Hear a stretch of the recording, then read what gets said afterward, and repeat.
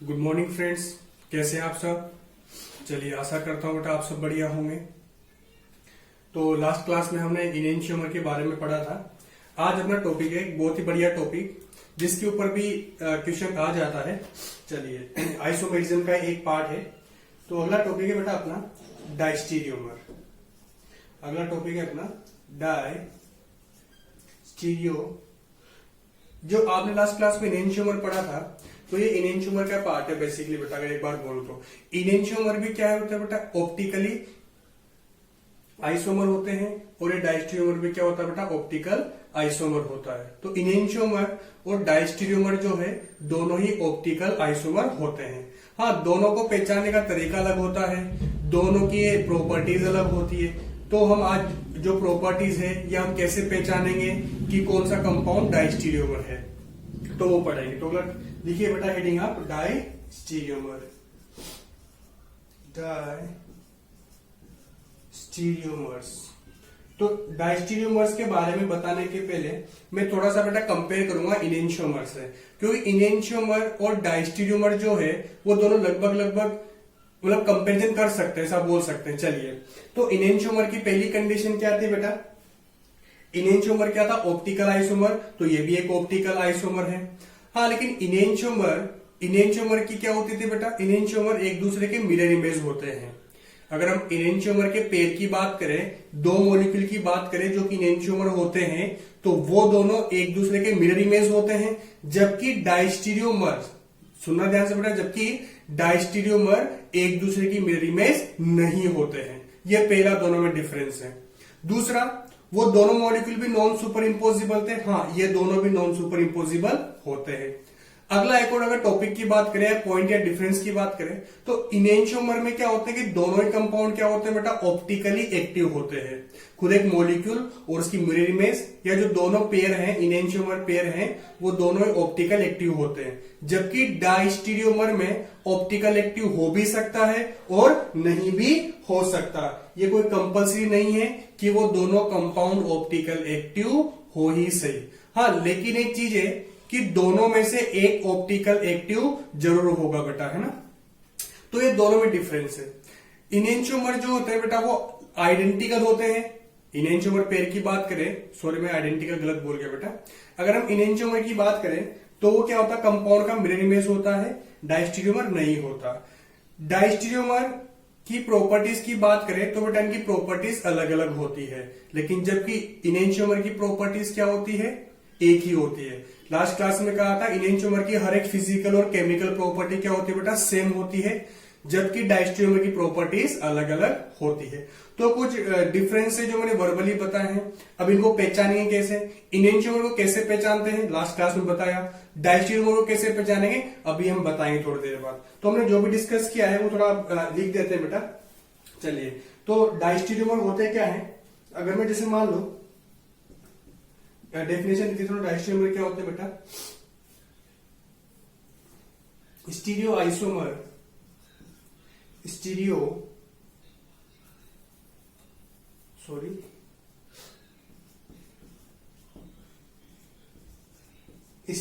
Isomer which are not mirror image,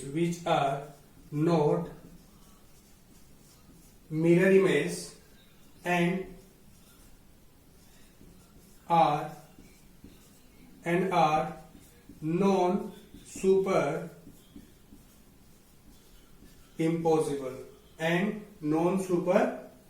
impossible on each other। तो ये होगी बेटा डायस्टीरियोमर की डेफिनेशन। तो अगर इनेंशियोमर की डेफिनेशन की बात करो तो इनेंशियोमर क्या होता है बेटा, इनेंशियोमर कंपैरिजन करना पड़ेगा बेटा दोनों, तभी आपको समझ में आएगा। तो इनेंशियोमर में क्या था कि मिरर इमेज होता है, नॉन सुपर इम्पोजिबल वहां पर भी था, यानी कि mirror image non super imposable. लेकिन यहां पर याद रखना बेटा अलग क्या मिला आपको, कि ये मिरर इमेज भी नहीं होते हैं। चलिए, पहला पॉइंट है। अगला पॉइंट आता है बेटा, दूसरा पॉइंट क्या लिखेंगे इसके बारे में, कि ये दोनों जब मिरर इमेज नहीं है तो हम बोल सकते हैं दोनों कंपाउंड लगभग लगभग अलग होंगे। अब जब दोनों ही कंपाउंड लगभग लगभग अलग होंगे तो उनकी प्रॉपर्टीज भी क्या होगी बेटा, दोनों अलग होगी। या फिर आप लिख सकते हो इनकी डायस्टेरियोमर की प्रॉपर्टीज के बारे में लिखना चाहो तो आप लिख सकते हो they exhibit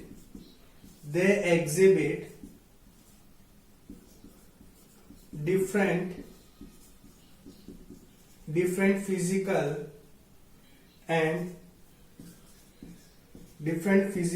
and chemical properties। जबकि इनएंशियोमर में क्या होता है बेटा, इनएंशियोमर में सेम होता है। मैं साथ में कंपेयर करता भी चलूंगा। इनएंशियोमर में क्या होता है, फिजिकल केमिकल प्रॉपर्टी सेम होती है, जबकि यहां पर डिफरेंट होती है। और इनकी फिजिकल और केमिकल प्रॉपर्टी अलग अलग होती है डायस्टेरियोमर की, इसलिए आप इन दोनों मॉलिक्यूल को आसानी से सेपरेट कर सकते हो। हेंस सेपरेशन, इनको डायस्टेरियोमर के जो पेयर होंगे बेटा, जैसे ए और एक दो मॉलिक्यूल होंगे, उन दोनों को आप आसानी से सेपरेट कर सकते हो। Hence separation of diastereomers is easily possible. तो ये उसकी प्रॉपर्टीज की बात हो गई। अभी पहले थ्योरी कंप्लीट करेंगे बेटा, छोटी सी है। अगला पॉइंट आता है, और लास्ट पॉइंट क्या है बेटा कि डायस्टेरियोमर की अगर हम बात करें तो डायस्टेरियोमर वही कंपाउंड होते हैं जो कम से कम 2 किरेल कार्बन कंटेन करते हो। एक सिंगल किरेल कार्बन वाले कंपाउंड डायस्टेरियोमर नहीं होते हैं। हाँ, सिंगल किरेल कार्बन वाले कंपाउंड इनएंशियोमर हो जाते हैं, याद रखना बेटा। सिंगल किरेल कार्बन वाला भी इनएंशियोमर होता है और 2 किरेल कार्बन वाला भी इनएंशियोमर होता है, बट डायस्टेरियोमर सिर्फ और सिर्फ 2 किरेल कार्बन वाला कंपाउंड होता है। यह बोलोगे मिनिमम 2 किरेल कार्बन, ज्यादा कितने भी हो सकते हैं, but minimum 2 chiral carbon compulsory है बेटा, किसके लिए, डायस्टेरियोमर होने के लिए। चलिए, तो ये पॉइंट भी, ये इंपॉर्टेंट पॉइंट है बेटा। टू एग्जिबिट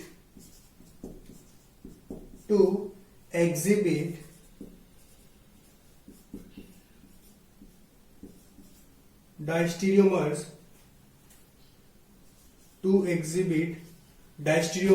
या मैं बोलूंगी डायस्टेरियोमेरिज्म, दोनों आप कुछ भी लिख सकते हो। तो उसके लिए क्या बेटा, बोथ कंपाउंड्स, दोनों कंपाउंड जो कि डायस्टेरियोमर के पेयर होंगे, शुड टुगेदर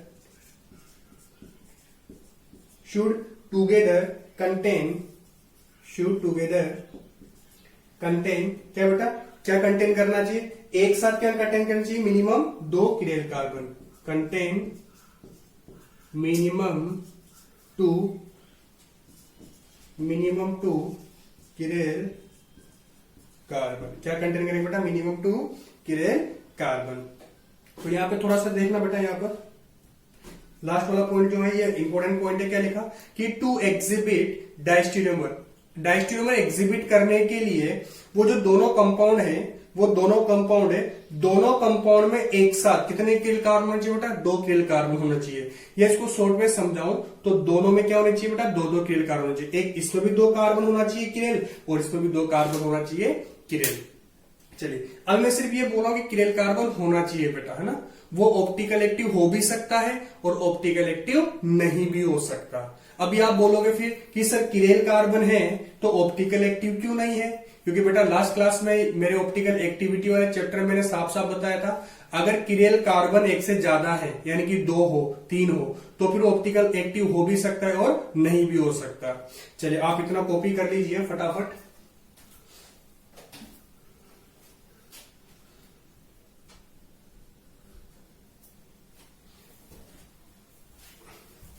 चलिए आगे बढ़ते हैं। तो अभी हमने थ्योरी कंप्लीट किया बेटा। हो सकता है थ्योरी से ज्यादा क्लियर नहीं होता कभी कभी, तो वही वापस से बोलूंगा, थोड़ा पेशेंस बनाए रखें। एग्जाम्पल आएंगे तब बिल्कुल क्लियर होगा आपको। थ्योरी लिखना बहुत जरूरी है क्योंकि बोर्ड की चीजें हैं, पूछ सकता है थ्योरी। चलिए, एक लास्ट बेटा, वही जो भी मैंने बोला कि किरेल कार्बन तो कंपलसरी है होना, लेकिन ये कोई जरूरी नहीं है कि वो ऑप्टिकल एक्टिव हो या नहीं हो। मतलब हो भी सकता है ऑप्टिकल एक्टिव, नहीं भी हो सकता, लेकिन दोनों में से एक कंपाउंड ऑप्टिकल एक्टिव जरूर होगा। तो लिख लीजिए बेटा, it is not compulsory, it is not compulsory that both should be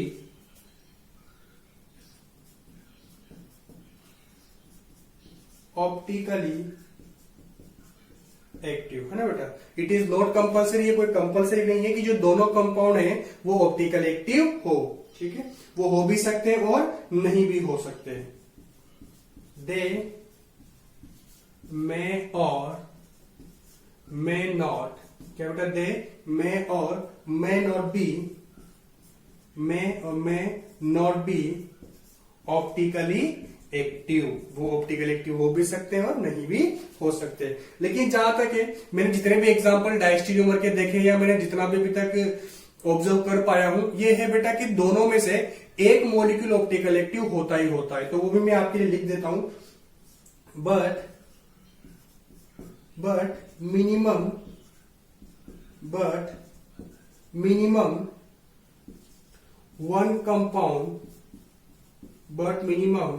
one compound should be chiral. याद रखना बेटा, एक कंपाउंड शुड बी किरेल। तो ये कुछ प्रॉपर्टीज है डायस्टेरियोमर की। तो इतनी सी थ्योरी है डायस्टेरियोमर की बेटा ना। और एक नोट में आपको लिखवा देता हूं, नोट ये है बेटा, इसको याद रखिएगा कभी जरूरत पड़े तो, कि जो ज्योमेट्रिकल आइसोमेरिज्म होती है, ये ज्योमेट्रिकल आइसोमर होता है। ज्योमेट्रिकल आइसोमर कौन कौन से, वो सिस्ट्रांस हो सकता है, सिन एंटी हो सकता है, इजेड हो सकता है, या मैं पॉलीइन की बात करूं, पॉलीइन की बात करें, पॉलीइन के ज्योमेट्रिकल आइसोमर, या मैं स्पाइरिन की बात करूं ज्योमेट्रिकल आइसोमर। तो जो ज्योमेट्रिकल आइसोमर होते हैं वो भी बेटा डायस्टेरियोमर माने गए हैं, है ना। तो ज्योमेट्रिकल आइसोमर को आप डायस्टेरियोमर बोल सकते हो। वो तो कभी कभी क्वेश्चन आ जाता है तो आपको अपने आप पता चल जाएगा। चलिए, तो मैं यहां पे एक नोट लिखवा देता हूं, याद रखना बेटा, geometrical isomer are also called as diastereomers. Geometrical isomer को भी आप क्या बोल सकते हो बेटा, डायस्टेरियोमर बोल सकते हो। तो ये तो थ्योरी वाली बात थी कि डायस्टेरियोमर कैसे पहचानेंगे कैसे नहीं। चलिए कॉपी कर दीजिए।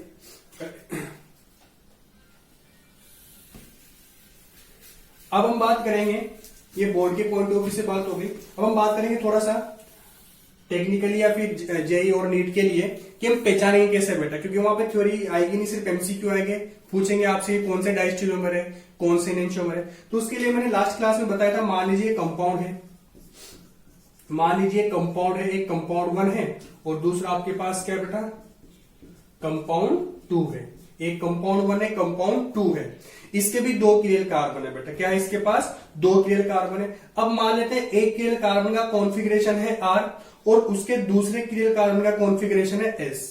लेकिन जो दूसरा कंपाउंड है तो उसके एक कार्बन का जिसका फर्स्ट वाले का इधर R है उसका S कॉन्फ़िगरेशन हो जाए और जिसका इधर S है उसका उधर R कॉन्फ़िगरेशन हो जाए। तो कॉन्फ़िगरेशन, हर एक कार्बन का कॉन्फ़िगरेशन इन्वर्ट हो जाए, S का R हो जाए और R का S हो जाए, तो फिर वो क्या होंगे बेटा, इनेंशियोमर। वो क्या होंगे बेटा, इनेंशियोमर। लास्ट क्लास में पढ़ाया था मैंने, याद होना चाहिए आपको। तो अगर हर एक कार्बन का क्या हो जाए, बोलो, कॉन्फ़िगरेशन इन्वर्ट हो जाए तो क्या होता है बेटा, इनेंशियोमर। लेकिन अगर मान लो हर एक कार्बन का कॉन्फ़िगरेशन इन्वर्ट ना हो, सेम रहे, तो फिर क्या होगा। अब मान लो दूसरा कि इधर एक का R था बेटा और R का भी दूसरे कंपाउंड का भी उसका R ही है, अगर जिसका इधर S कॉन्फ़िगरेशन था उसका भी S ही है, तो फिर वो जो है बेटा वो आइडेंटिकल होते हैं। क्या होंगे बेटा, आइडेंटिकल, यानी कि दोनों कंपाउंड बिल्कुल सेम है। लेकिन अब मान लो, अब क्या मान लेते हैं बेटा कि अगर एक का R है तो एक का R ही रहा, लेकिन S वाले का हो गया R, तो क्या होगा कि दोनों सेम भी नहीं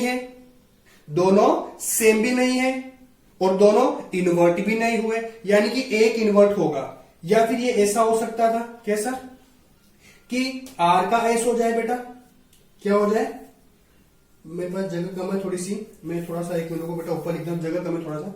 तो क्या लिखा बेटा हमने, एक तो ये पहला पेयर हो गया, ये दूसरी कंडीशन। अब तीसरा क्या था कि R का तो R ही रहे बेटा, लेकिन S का क्या हो जाए, R हो जाए। या फिर क्या हो कि R का S हो जाए और S का S ही रहे। कहने का मतलब दोनों इन्वर्ट नहीं हो। तो यहां पर देखो दोनों सेम भी नहीं है और दोनों इन्वर्ट भी नहीं है। तो इस तरह की जब भी कंडीशन मिल जाए दोनों कंपाउंड में, तो आप समझ जाना कि वो दोनों क्या होंगे बेटा, डाई स्टीरियोमर्स। ये जो है बेटा, ये मैंने समझाया है, ये एक तरह से रामबाण है बेटा ना, ब्रह्मास्त्र जिसको आप बोल सकते हो, इनेंशियोमर, आइडेंटिकल और डाइस्टीरियोमर पहचानने के लिए। इसको अगर आप अप्लाई करना सीख गए तो आप हमेशा कंपाउंड में बहुत आसानी से समझ जाओगे। तो एक बार फिर से रिपीट करता हूं, आपके पास कंपाउंड, एक कंपाउंड है, दूसरा कंपाउंड है। अब आपने क्या किया, मान लो सपोज है क्रियल कार्बन 2 है बेटा, कितने क्रियल कार्बन है, 2। तो एक कंपाउंड में एक क्रियल कार्बन का कॉन्फ़िगरेशन R है और दूसरे का S है। मैं थोड़ा सा एक तरह से एक कुछ कंपाउंड, जैसे मान लो A, B, इधर C, D और ये E और F, इस तरह का कोई कंपाउंड बना दिया। तो देखो बेटा, ये भी क्रियल कार्बन और ये भी क्रियल कार्बन, तो इस तरह से ये एक कंपाउंड है, इसके 2 क्रियल कार्बन है ना। तो ऐसे बात कर रहे हैं। तो अगर मान लो एक कार्बन का कॉन्फ़िगरेशन R हो, वैसे इधर कंपाउंड में उसका S हो जाए, फिर इसका S हो एक कंपाउंड में और दूसरे में R हो जाए, तो वो क्या हो जाएंगे बेटा, इनेंशियोमर। कहने का मतलब दोनों का इन्वर्ट तो इनेंशियोमर, दोनों का सेम तो आइडेंटिकल, और ना दोनों का इन्वर्ट ना दोनों का सेम तो वो डाइस्टीरियोमर। चलिए कॉपी कर दीजिए, इसको मैं अप्लाई करके भी आपको दिखाऊंगा बेटा। और ये चीज याद रखना बेटा, बहुत इंपॉर्टेंट चीज है। चलिए आगे बढ़ते हैं।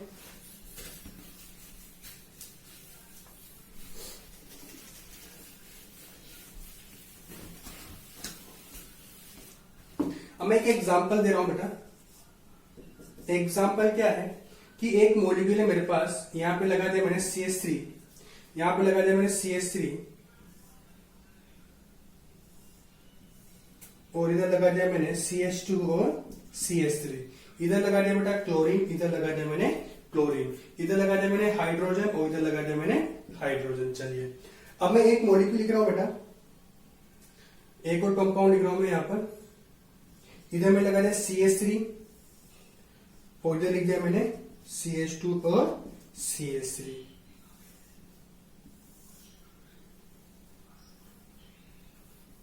चलिए इस तरफ यहां पर लगा दिया मैंने हाइड्रोजन और यहां पर लगा दिया मैंने क्लोरीन, यहां पे लगा दिया क्लोरीन, यहां पे लगा दिया मैंने हाइड्रोजन। तो अब आप ये बताइए कि ये कंपाउंड देखो, ये जो दोनों कंपाउंड है क्या एक दूसरे की मिरर इमेज है? बिल्कुल नहीं बेटा, आपको साफ साफ दिख रहा होगा दोनों कंपाउंड एक दूसरे की मिरर इमेज नहीं है। तो मिरर इमेज भी नहीं है और देखो सुपर इम्पोज होगा क्या? चलो अगर इसको हम यहां से उठाते हैं, इसको ऐसे उठाया, इसके ऊपर रखते हैं, तो आप देखो यहां पर CH3 के ऊपर CH3 आ जाएगा, H के ऊपर H भी आ जाएगा, Cl के ऊपर Cl भी आ जाएगा। बट ये नहीं होगा बेटा ना, इस H के ऊपर क्या आएगा बेटा, ये वाला Cl आएगा, तो ये नॉन सुपर इम्पोजिबल है। तो डेफिनेशन यही थी बेटा कि कौन सी डेफिनेशन, कि मिरर इमेज भी नहीं हो और सुपर इम्पोज भी नहीं हो, वो क्या हो जाएंगे, डाइस्टीरियोमर। तो नो डाउट ये दोनों डाइस्टीरियोमर है। चलिए लेकिन बेटा अब आते बात कॉन्फ़िगरेशन से चेक करने की। किससे चेक करेंगे? कॉन्फ़िगरेशन से हम चेक करते हैं। चलिए तो सबसे पहले आप देखो कि कार्बन जो है किरेल है बेटा, क्योंकि इसकी चारों वैलेंसी अलग है, मिथाइल है, क्लोरीन है, हाइड्रोजन है, इधर भी सब ये वाला कार्बन जिसकी तीनों अलग है, तो ये किरेल कार्बन है और ये भी क्या है बेटा, किरेल कार्बन है। चलिए इसकी बात करें हम, तो वैसे तो ये भी किरेल कार्बन है और ये भी किरेल कार्बन है। तो देखो बेटा दोनों ये भी किरेल कार्बन है 2 और ये 2 किरेल कार्बन है। अब जब 2 किरेल कार्बन है और अच्छा दोनों किरेल कार्बन क्या है, सिमिलर या डिसिमिलर? आप देखो कि इसकी जो 4 वैलेंसी है बेटा और इसकी जो 4 वैलेंसी है अलग अलग है ना, क्योंकि इसकी एक वैलेंसी में मिथाइल है जबकि एक वैलेंसी पे इथाइल है, तो ये डिसिमिलर किरेल कार्बन है, डिसिमिलर किरेल कार्बन है।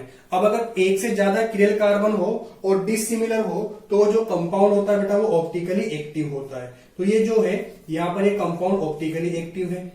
तो यहां पर भी इसकी चारों वैलेंसी और इसकी चारों वैलेंसी अलग अलग, ये कंपाउंड भी ऑप्टिकल एक्टिव है। तो मैंने पहले ही बोल दिया था कि डायस्टेरियोमर ऑप्टिकल एक्टिव भी हो सकते हैं और ऑप्टिकल एक्टिव भी नहीं भी हो सकते। चलिए अब अगला आता है बेटा आरएस कॉन्फ़िगरेशन से पहचानने का। तो आप सबसे पहले इस वाले कार्बन का कॉन्फ़िगरेशन निकालो। उसके लिए क्या करेंगे, नंबरिंग करेंगे। नंबरिंग यहां पर किसको करेंगे बेटा, प्रायोरिटी रूल से। क्लोरीन का एटॉमिक नंबर ज्यादा है तो क्लोरीन 1 नंबरिंग पे आएगा। अब यहाँ पर इसको करें या इसको करें, देखो ये डायरेक्टली कार्बन तो ये डायरेक्टली कार्बन, लेकिन इसका नेक्स्ट एटम हाइड्रोजन, इसका नेक्स्ट एटम क्लोरीन, तो ज्यादा एटॉमिक नंबर वाला कौन सा हो बेटा, ये वाला, तो 1 नंबरिंग इसको जाएगा। और इस कार्बन के लिए 2 नंबरिंग इधर आएगा बेटा, और फिर 3 नंबरिंग इसको जाएगा। और हाइड्रोजन तो बेटा 4th पोजीशन ये वाला है इसे। तो आप देखो कि 1 ये रहा 2 ये रहा, तो 1 से 2 और 2 से 3, तो आपको कौन सा रोटेशन मिला बेटा, ये कौन सा रोटेशन मिला, बिल्कुल क्लॉकवाइज। और क्लॉकवाइज का क्या होता है, आर। कौन सा होता है बेटा क्लॉकवाइज का, आर होता है। लेकिन 4th ग्रुप हॉरिजॉन्टल होने की वजह से ये आर की जगह कौन सा कॉन्फ़िगरेशन हो जाएगा बेटा, इसका एस कॉन्फ़िगरेशन। कौन सा हो जाएगा इसका, एस कॉन्फ़िगरेशन। ठीक है, चलिए इस कार्बन का निकालते हैं बेटा। तो क्लोरीन का 1 होगा बेटा, उसके बाद ये इथाइल है और ये वाला है। तो देखो इसका नेक्स्ट कार्बन है, इसका फर्स्ट एटम कार्बन इससे जुड़ा हुआ और इससे जुड़ा हुआ फर्स्ट एटम कार्बन, लेकिन इसका नेक्स्ट कार्बन और इसका नेक्स्ट क्लोरीन, तो ज्यादा वेटेज इसको मिलेगा बेटा। तो दूसरा नंबर इसके रेस्पेक्ट में दूसरा प्रायोरिटी किसको जाएगी बेटा, इस वाले को प्रायोरिटी जाएगी। और इस वाले को प्रायोरिटी नंबर 3rd हो जाएगा और ये 4th प्रायोरिटी पे होगा ही होगा। तो अब ये 1 और 1 से 2, 2 से 3 इस तरफ आएगा बेटा। हाँ, अब आप देखें कौन सा, एंटी क्लॉकवाइज। तो एंटी क्लॉकवाइज का क्या होता है, एस, लेकिन 4th ग्रुप हॉरिजॉन्टली है तो इसका क्या हो जाएगा बेटा, आर। तो इस कार्बन का क्या हो जाएगा बेटा, आर हो जाएगा। चलिए इधर बात करते हैं, इधर प्रायोरिटी 1 इसको जाएगी बेटा। अगर हम बात करें प्रायोरिटी 2 इसको जाएगी, प्रायोरिटी 3 इसको जाएगी और प्रायोरिटी 4 इसको जाएगी। प्रायोरिटी कैसे निकाल रहा हूं मैं, वो मैं पढ़ा चुका हूं, आप निकाल सकते हो, मेरा वीडियो देख सकते हो लास्ट में। चलिए तो ये 4th प्रायोरिटी आएगी बेटा। तो अब आप देखो 1 से 2, 2 से ये 1 से 2 और 2 से इधर जाओगे बेटा 2 से 3, तो कौन सा बेटा क्लॉकवाइज। अब क्लॉकवाइज रोटेशन आया तो क्लॉकवाइज का होता है आर, लेकिन 4th ग्रुप हॉरिजॉन्टल तो कौन सा हो जाएगा बेटा, इसका एस हो जाएगा। इस कार्बन का कौन सा हो जाएगा, एस। चलिए अब इसका रोटेशन निकाल दीजिए, सॉरी कॉन्फ़िगरेशन निकाल दीजिए बेटा फटाफट। क्लोरीन का 1 और इस कार्बन के रिस्पेक्ट में और इसके रिस्पेक्ट में बात करें बेटा तो 2 प्रायोरिटी इधर जाएगी ना बेटा, 2 प्रायोरिटी इधर जाएगी। तो 1 से 2, ये तो 4th है ही सही बेटा, और आ जाएगा 3 आ जाएगा। तो 1 से 2 और 2 से 3 इस तरफ आएगा। ये कौन सा बेटा रोटेशन, ये रोटेशन है क्लॉकवाइज। और क्लॉकवाइज और 4th ग्रुप जो है हॉरिजॉन्टल, तो इसका भी कौन सा हो जाएगा बेटा, एस हो जाएगा। तो आप देखिए कि इसका कॉन्फ़िगरेशन कौन सा मिला बेटा। अगर ऊपर से नंबरिंग करें 1 2 3 4 5 का मिला आर, जबकि इस वाले की बात करें बेटा तो दूसरे कार्बन का मिला एस और एक कार्बन का मिला बेटा कौन सा, इसका भी 3s। तो आप देखिए बेटा इस पहला कंपाउंड 2 केवल कार्बन, एक का एस एक का आर, फिर एक का एस और दूसरे का क्या हो गया एस, यानी कि ना तो दोनों का सेम ना दोनों का अलग, तो ये दोनों क्या हो जाएंगे बेटा, डायस्टीरियोमर। क्या कहा था मैंने, जब दोनों केवल कार्बन का कॉन्फ़िगरेशन दोनों का अपोजिट भी नहीं हो और दोनों का सेम भी नहीं हो तो वो क्या होंगे बेटा, डायस्टीरियोमर। तो इस तरह से आप डायस्टीरियोमर का पता लगा सकते हो। 2 कंडीशन है बेटा, पहचान लेना, लेकिन मिरर इमेज वाली कई बार अप्लाई नहीं होती है, लेकिन ये सबसे बढ़िया है बेटा आरएस कॉन्फ़िगरेशन। स्टार्टिंग में आरएस कॉन्फ़िगरेशन हार्ड लगता है, लेकिन थोड़ा टाइम बाद इजी लगने लग जाएगा। तो यहाँ पर ये दोनों कंपाउंड क्या है बेटा, डायस्टीरियोमर है। चलिए कॉपी कर दीजिए फटाफट।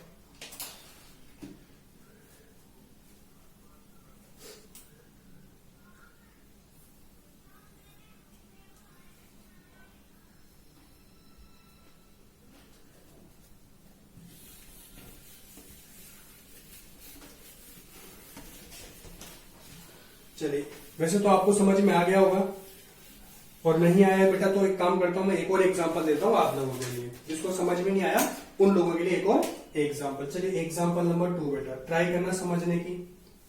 चलिए इस तरफ लिया बेटा मैंने CH3, यहां पे लिया मैंने CH3, इसके ये 2 कार्बन और यहां पर लिया बेटा मैंने इथाइल यानी कि CH2 और CH3।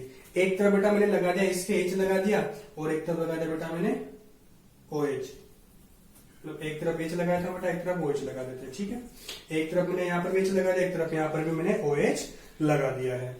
और दूसरा जो कंपाउंड है जिसको हम कंपेरिजन करना है वो है ये वाला, इस तरफ इसके CH3, CH2 और CH3। चलिए इसके यहाँ पर बेटा हाइड्रोजन और इसके यहाँ पर है बेटा OH ग्रुप लगा दिया, इसके यहाँ पर H और इसके यहाँ पर OH ग्रुप मैंने लगा दिया। तो आपको बोला जाए कि दो कंपाउंड दिए गए हैं, बताओ दोनों इनेंशियोमर हैं या फिर डाइस्टेरियोमर हैं या फिर आइडेंटिकल हैं। तो करना क्या है, सबसे पहले आप देखो क्या ये दोनों कंपाउंड मिरर इमेज है, मिरर इमेज दिख रही है आपको बेटा। तो मिरर इमेज देखो कि बोलो बोलो मिरर इमेज है या नहीं है, चेक करो, आप खुद ही चेक करो। तो ये मिरर इमेज नहीं है, है ना बेटा। मिरर इमेज अगर होता, देखो ये यहां तक तो मिरर इमेज सही है ना, ये सही है, लेकिन ये मिरर इमेज नहीं है बेटा, क्योंकि अगर ये मिरर इमेज होता तो आप जानते हैं ये OH यहां पर आता और ये H यहां पर आता, तो मिरर इमेज नहीं है।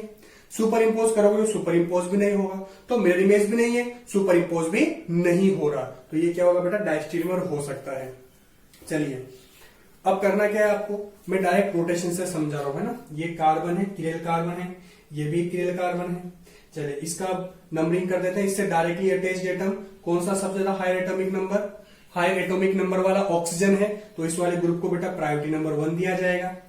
इससे जुड़ा हुआ अगला कार्बन है बेटा, और इससे जुड़ा हुआ अगला यहाँ ये भी कार्बन है। जब ये दोनों कार्बन है तो इसका नेक्स्ट कौन है, हाइड्रोजन, जबकि इसका नेक्स्ट कौन है, ऑक्सीजन।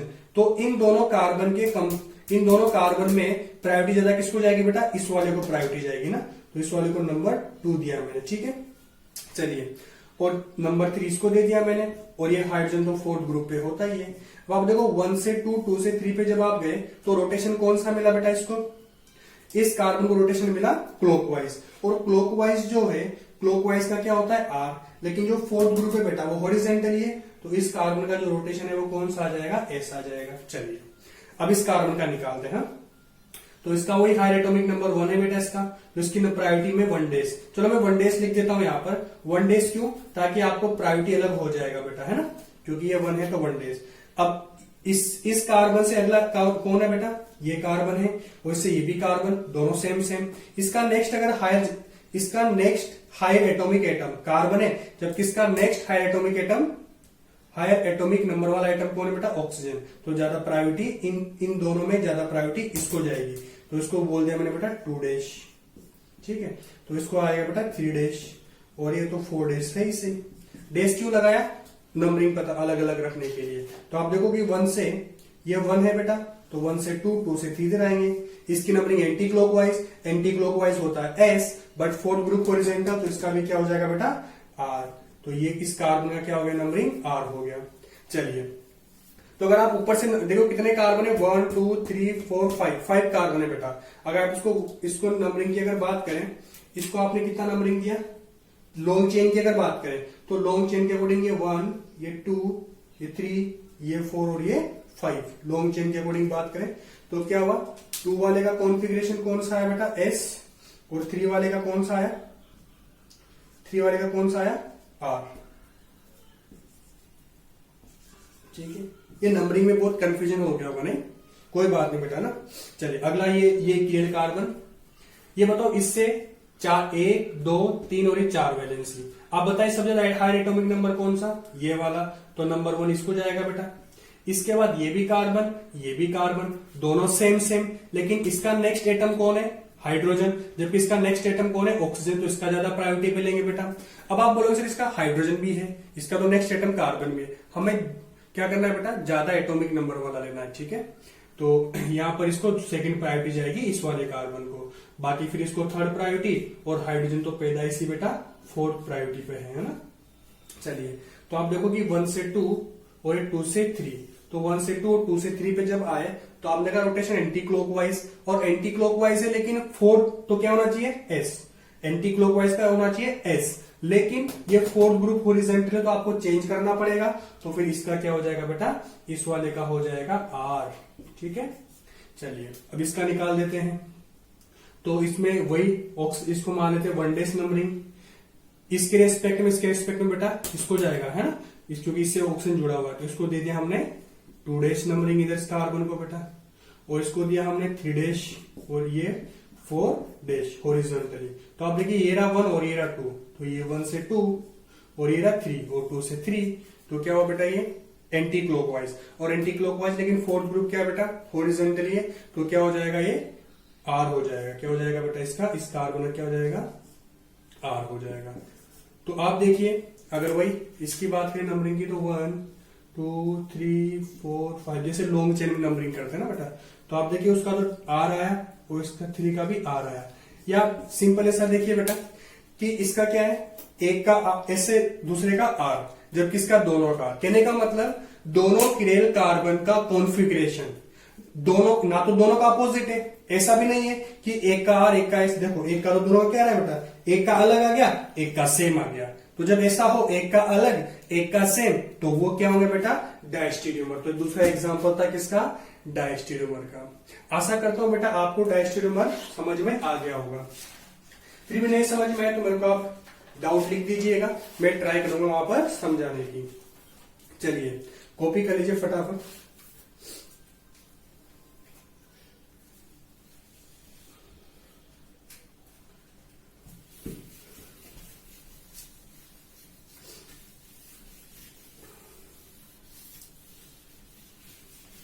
तो ये था बेटा डायस्टेरियोमर है ना।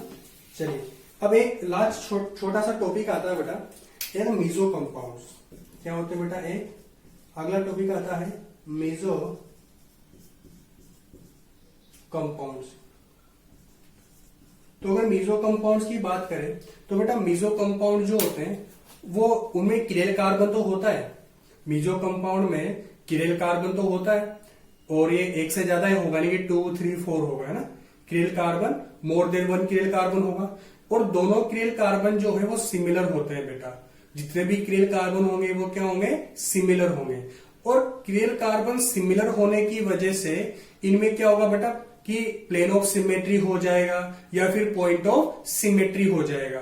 तो इस वजह से ये प्लेन ऑफ सिमेट्री होने की वजह से इंटरनल कंपनसेशन होता है और इंटरनल कंपनसेशन होने की वजह से कंपाउंड ऑप्टिकली इनएक्टिव हो जाएगा। चलिए लेकिन अब आपको समझ में कुछ नहीं आया होगा जो मैंने बोला होगा कि ये सब कुछ क्या हो गया। तो देखो बोलने से कुछ समझ में नहीं आता है, एग्जाम्पल करने से और थ्योरी से ज्यादा समझ में आता है बेटा है ना। तो वापस से मैं कुछ एग्जाम्पल एक एग्जाम्पल लूंगा उससे ज्यादा क्लियर होगा बेटा ना। इसमें सबसे पहले इसमें हम एग्जाम्पल लेते हैं। सबसे पहले एक लिया बेटा मैंने, देखो एग्जाम्पल लेते हैं बेटा COOH। और घबराना नहीं है, आराम से शांति से पानी वानी पी लो, वीडियो को रोक के देख लो, लेकिन आराम से समझना बेटा, कोई जल्दबाजी नहीं है। देखो 2 COOH लिया आपने, यहां पर मान लो बेटा इसकी लगा हुआ है OH, इधर भी लगा हुआ है OH और इधर भी लगा हुआ है H, ये भी लगा हुआ है H। चलिए अब सबसे पहले आपको चेक करो कि किरेल कार्बन है या नहीं है। स्टेप बाय स्टेप जाना है बेटा। सबसे पहले आप चेक करो कि यहां पर किरेल कार्बन है या नहीं है, और है तो कितने हैं। तो देखो ये तो कार्बन किरेल नहीं है क्योंकि इससे तो दोनों तरफ ऑक्सीजन जुड़ा हुआ है। इसकी बात करें ये कार्बन पे एक OH एक H एक COOH और एक ये पूरा, मतलब ये कार्बन किरेल है। इस कार्बन की बात करें एक OH एक H एक COOH और एक ये पूरा, मतलब ये कार्बन भी किरेल है और ये तो किरेल नहीं है। तो कितने किरेल कार्बन मिले बेटा 2 किरेल कार्बन। ठीक है, अच्छा ये बताओ ये दोनों chiral carbon similar chiral carbon है या डिसिमिलर किरेल कार्बन है। तो देखो बेटा कि सिमिलर किरेल कार्बन क्या होते हैं और डिसिमिलर क्या होते हैं, इसको मैं आपको बहुत बार बता चुका हूं, फिर से सीख लेते हैं कोई बात नहीं। अगर इस कार्बन की चारों वैलेंसी जो है वही इस कार्बन की चारों वैलेंसी है तो उन किरेल कार्बन को बोलते हैं सिमिलर। और अगर चारों वैलेंसी में से कोई भी एक वैलेंसी अलग हो जाए तो वो हो जाएंगे डिसिमिलर। तो देखो इसका एक बताओ OH, इसका एक OH, इसका H, इसका H, इसका एक COOH, इसका एक COOH, 3 तो सेम हो गया। अब इसकी फोर्थ वैलेंसी जो ये है इसमें क्या बेटा CHOH COOH, तो इसकी एक वैलेंसी ये है, इसमें भी CHOH COOH। कहने का मतलब क्या है कि ये कंपाउंड में दोनों किरेल कार्बन क्या है बेटा सिमिलर है। दोनों किरेल कार्बन क्या है सिमिलर। तो देखो क्या क्या हुआ, किरेल कार्बन है एक से ज्यादा यानी कि 2 और दोनों किरेल कार्बन क्या है सिमिलर। तो होगा क्या, आप देखो बेटा आप सोचो इसको कि मैं यहां से COOH को उठाऊं और इसके ऊपर ऐसे ओवरलैप कर दूं, या मान लो कि ये ऐसा कोई प्लेन है, इस कंपाउंड में आपको ऐसा कोई प्लेन दिख रहा है जिससे आप इसको बाइसेक्ट कर सकते हो, दो टुकड़ों में इसको काट सकते हो? तो आप सब बच्चे बोलेंगे कि हाँ बिल्कुल सर, इसको आप देखो, ये एक ऐसा प्लेन दिख रहा है, क्या यहां से अगर आप काटोगे तो बाइसेक्ट हो सकता है। दिख रहा है आपको बेटा? देखो बाइसेक्ट कैसे, बराबर बाइसेक्ट तो लेकिन इक्वल है ना बेटा। देखो एक तरफ COOH, फिर इस तरफ OH, इस तरफ OH, यानी कि ऐसा मान लो कि ये मेरा प्लेन नहीं बेटा, ये एक मिरर है। तो ये अगर इसको मिरर मान लोगे आप, अगर इसको मिरर मान लोगे तो आप देखो दोनों क्या है बेटा, मिरर इमेज लग रहा है मिरर इमेज।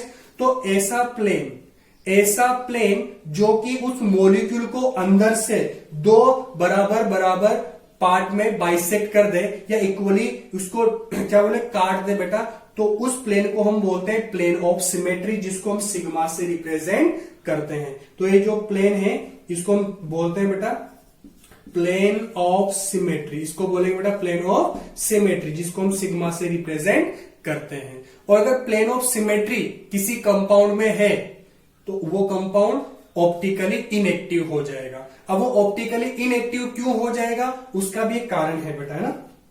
तो उसका कारण ये है कि ये जो दोनों कार्बन है इनका कॉन्फ़िगरेशन बिल्कुल अपोजिट आएगा। अगर एक का R आएगा तो दूसरे का S आएगा, अगर एक का S आएगा दूसरे का R आएगा। तो इस वजह से उनका रोटेशन जो है वो म्यूचुअली कैंसिल आउट हो जाएगा। और जितना ये दोनों कार्बन अपने आप रोटेशन को कैंसिल आउट करके ऑप्टिकली इनएक्टिव हो जाएंगे।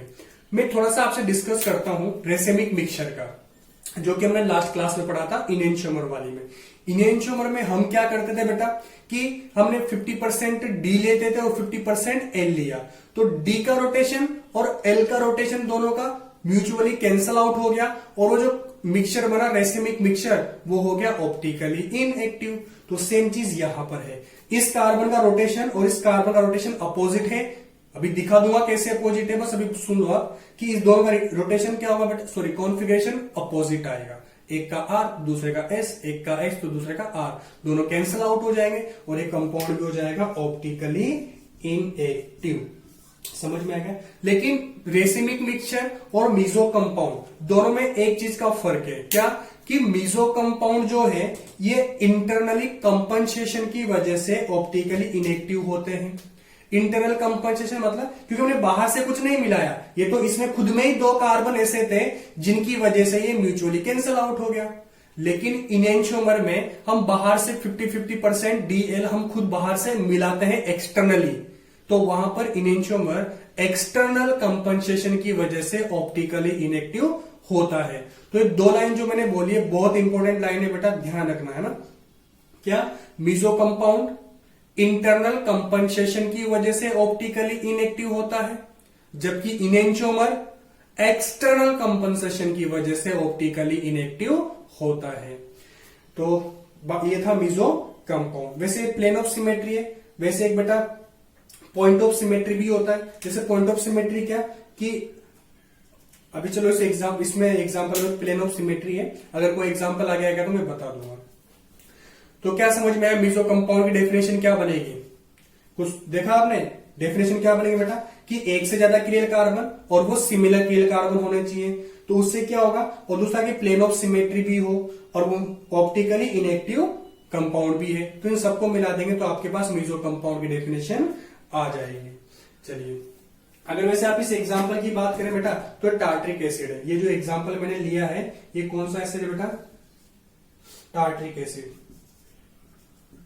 Tartaric acid. और चूंकि टार्ट्रिक एसिड मीजो कंपाउंड होता है तो इसको आप बोल सकते हो मीजो टार्ट्रिक एसिड। चलिए अब चूंकि रोटेशन देखते हैं, इसका रोटेशन की अगर बात करें तो देखो मैं रोटेशन लिख देता हूं बेटा, आप आराम से घर पे निकाल लेना है ना, पक्का। चलिए इस कार्बन का जो रोटेशन है बेटा वो आएगा R और इस कार्बन का जो रोटेशन है वो आएगा बेटा S।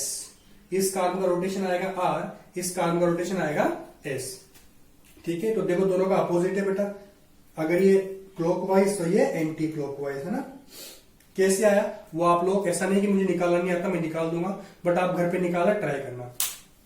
चलिए तो हम अब डेफिनेशन लिख देते हैं मीजो कंपाउंड की, है ना, कि मीजो कंपाउंड डेफिनेशन लिखा जाए, आपसे पूछ ले बोर्ड में कि बताओ मीजो कंपाउंड क्या होता है भाई, तो आप डेफिनेशन में क्या लिखोगे वो मैं आपको लिखवा देता हूं, है ना। तो ये भी ऑप्टिकल आइसोमर ही होता है बेटा, है ना। तो कितने ऑप्टिकल आइसोमर होते हैं? 3। कौन कौन से? पहला इनेंशियोमर, दूसरा डायस्टीरियोमर, तीसरा मीजो कंपाउंड। ठीक है, ये तीनों क्या होते हैं? डायस्टीरियोमर होते हैं बेटा, है ना। चलिए, optical isomer with more than one similar chiral carbon, but optically inactive is called a meso compound.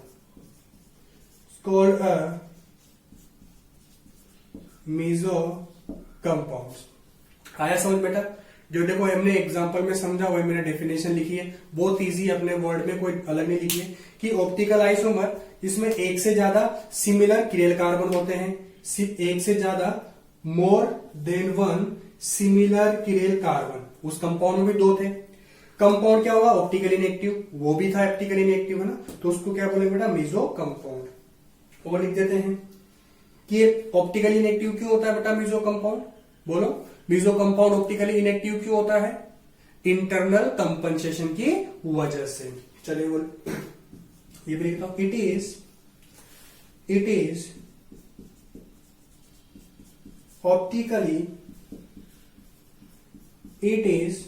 optically inactive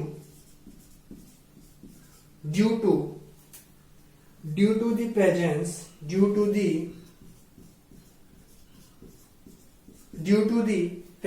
of plane of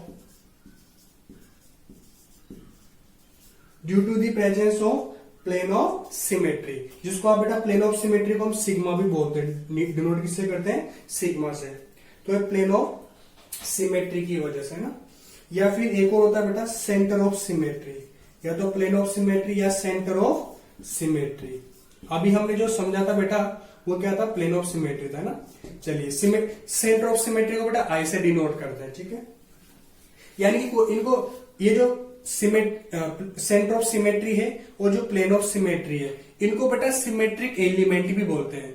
अगर दोनों का आप कंबाइन एक साथ बोलना चाहो तो इनको हम सिमेट्रिक एलिमेंट भी बोलते हैं। तो ऐसा भी बोलते हैं कई डेफिनेशन में कि ऐसे कंपाउंड जिनमें सिमेट्रिक एलिमेंट होता है, यानी कि सिग्मा और आई होता है, वो ऑप्टिकली इनएक्टिव होते हैं। तो आप कैसे भी बोलो तो समझने वाली बात है ना। चलिए, कॉपी कर लीजिए फटाफट।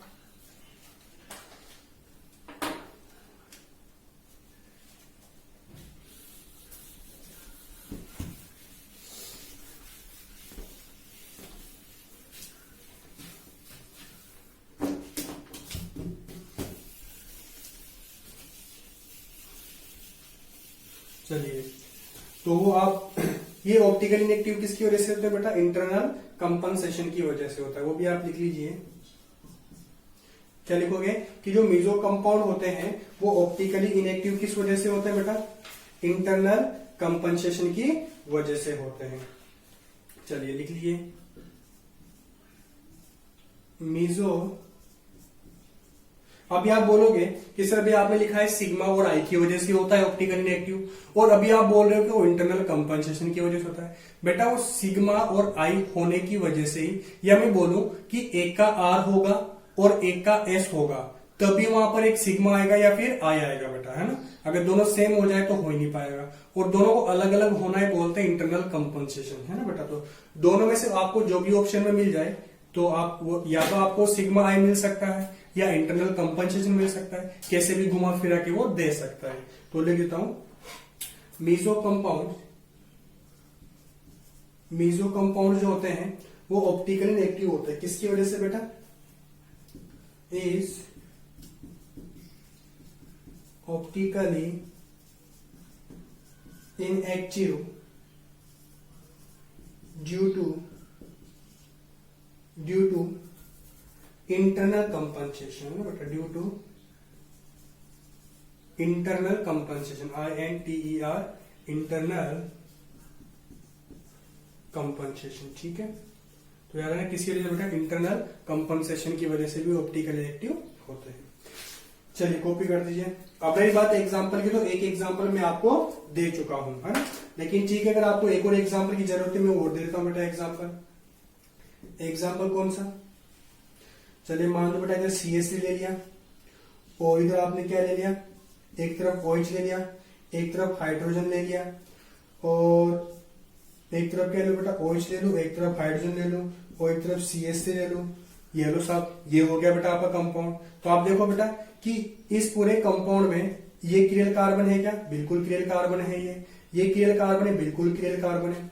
इसकी चारों वैलेंसी और इसकी चारों वैलेंसी सेम है, बिल्कुल सेम है बेटा। तो अच्छा ये बताओ, तो कार्बन कौन से, सिमिलर क्रियल कार्बन। अब इसमें कोई ऐसा प्लेन दिख रहा है आपको, इसमें कोई ऐसा प्लेन दिख रहा है जिसको अगर मतलब बाइसेक्ट करो दोनों कंपाउंड एक जैसे हो जाए, यानी कि दो बराबर बराबर टुकड़ों में बाइसेक्ट हो जाए, ऐसा दिख रहा है आपको, बिल्कुल आपको दिख रहा होगा बेटा। यहां से अगर आप काटोगे, अगर ऐसे आप चाकू से काटो इसको, तो ये बराबर बराबर बाइसेक्ट हो जाएगा। तो इसको बोलेंगे बेटा सिग्मा, प्लेन ऑफ सिमेट्री। तो मीजो कंपाउंड, और मीजो कंपाउंड जो होते हैं क्या हो रहा है, ऑप्टिकली इनएक्टिव होता है। चलिए कॉपी कर दीजिए। तो ये था बेटा डायस्टीरियोमर और मीजो कंपाउंड, तो आप पहचान सकते हो। चलिए, तो पिछली क्लास में देखा था इनेंशियोमर, तो ये थे ऑप्टिकल आइसोमर। चलिए आज की क्लास यही समाप्त करते हैं बेटा, पढ़ते रहिए।